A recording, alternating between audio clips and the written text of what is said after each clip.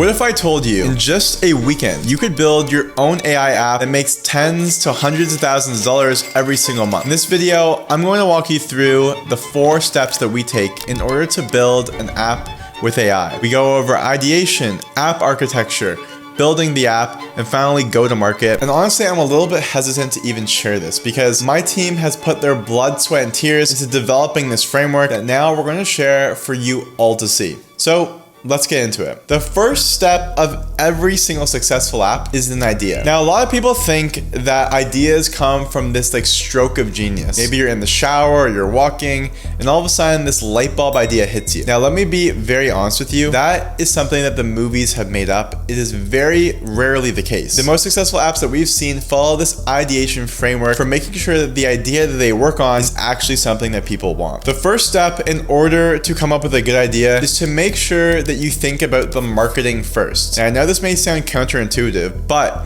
in a world where distribution is everything, you need to make sure that your app or idea will actually be marketable in this economy. Does your app have viral elements to it? Does it have a seamless experience? Does it have something that will catch people off guard and easy to make content around? But ultimately, the most important thing that you want to do is you want to look for ideas that are already working. So instead of trying to come up with some grand idea from scratch that you think nobody has ever tried or thought of, because most likely the reason that you don't know that this app has existed is because it failed. And so you actually want to look for apps that are already doing well. That gives you early signals of product market fit. And what you want to do from there is you want to take these apps that are working well and you want to try to capture a small portion of the market. And maybe instead of going after the exact same audience and the exact same positioning that that app already has, you tweak it slightly. A great example of this is Cal AI, what they've done with MyFitnessPal. They came out with an AI version of MyFitnessPal and they catered it to a younger demographic and made it simpler and easier to use, ultimately capturing a small percentage of that big market. A great tool to look for apps in the App Store that are already doing well is a tool called Sensor Tower. Sensor Tower makes it super easy to search apps and see the exact revenue and metrics they're doing to see if it's an idea worth copying. I'm not sponsored by them, but I just think it's a very good tool to use when you're first getting started with ideation. Now, let's get to the app architecture. There's a few core flows that really matter in an app experience, but there's one core flow that debatably matters the most, and this is the onboarding flow. Now, the onboarding flow of your product is the reason that users invest and are the reason that users actually pay for your app. Now, a good onboarding flow has a few sequences. The first thing is they have a nice welcome screen. This may seem simple and obvious, but really what this does is give users a preview of what they're going to get after the onboarding. So it gives them some kind of reward to chase after. The next thing you want to do is you want to lay out a series of questions. Now, these questions should be strategic. Now, what you are trying to do with these questions is start developing almost invisible investment that the user is making. Each question is taking them further down the process of whatever goal they're trying to achieve. Example of Cal AI, they're asking questions around their fitness goals, trying to see what kind of goal weight they want. Do they want to lose weight? Do they want to gain weight? Do they want to build strength? What this is really doing is starting to build a vision for the user. It's starting to build some kind of fantasy land of where the user can get to if they use this app. And it's already getting them to emotionally invest time and energy into just going through this onboarding experience. Then after probably the 5-minute onboarding experience, you have them pretty sucked in if you've done this well. You have them invested, you have clear goals laid out, and the users should know exactly what they're gonna get when they start using this app. But right before they get full access to everything, this is where you hit them with a paywall. And this paywall usually comes with some kind of 3 or 7-day free trial to give them a taste before they get the full experience. But what you want to do is collect their credit card right away so that when that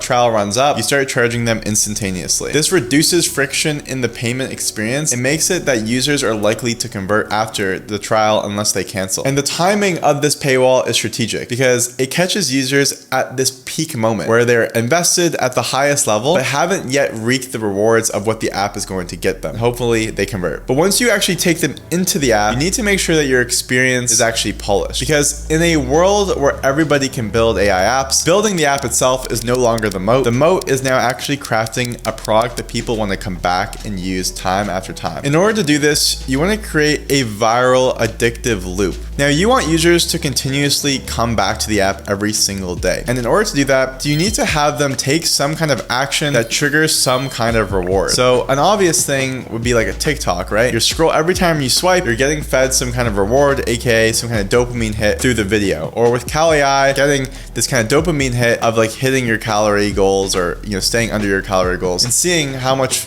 calories and protein and macros you're getting in each meal. So there's instantaneous dopamine every single time you use the app. And then there's the kind of long-term dopamine of continuing and monitoring your habits and tracking them. So these core mechanisms are super important to making sure that users actually come back to the app day after day, making sure that the app actually gives them those boosts of dopamine throughout the day. So now it comes to the last step, go to market. Now, if you do all these steps correctly, you don't have a good go to market plan in place, this is all for nothing. Because if nobody uses your app, well, there's really no point in even building it. Now, if I were you, I think the biggest opportunity right now is consumer products. There is one acquisition channel that I believe right now is the biggest hack when it comes to growing an app, and that is short form organic content. Basically creating your own TikTok, Instagram, UGC content. You can do it at infinite scale, and there's really no downside on testing a bunch of different accounts, a bunch of different content. The best way to market is to experiment fast. You want to try a lot of different videos and see what works. And what I'd recommend doing is going on TikTok or going on Instagram and researching your niche, find the top winning creatives in that, and then go and replicate them the same way you do with the ideas. You want to take video creatives and repurpose them in your own way to make variation to it. What you want to do is you want to research winning content